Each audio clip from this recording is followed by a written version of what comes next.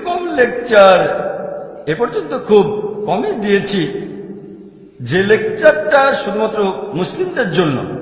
যেমন ধরেন, আল কোরআন কি অর্থ বুঝে পড়া উচিত?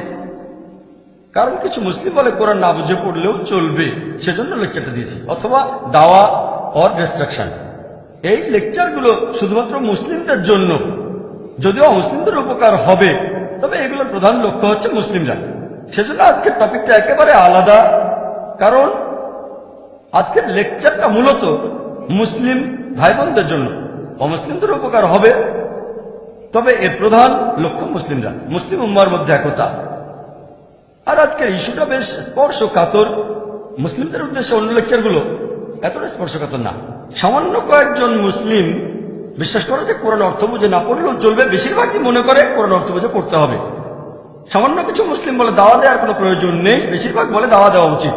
তবে এই টপিক মুসলিম উম্মার একতা বেশ স্পর্শকাতর।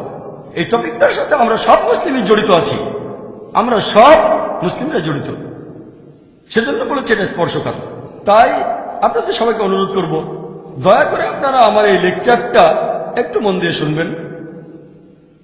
ইনশাআল্লাহ আপনাদের উপকার হবে, আর পাশাপাশি ধর্মেরও সত্যিকার চিত্রটা তুলে ধরা হবে ইনশাআল্লাহ। সেজন্য দয়া করে আমার এই লেকচারটা মন দিয়ে শুনবেন।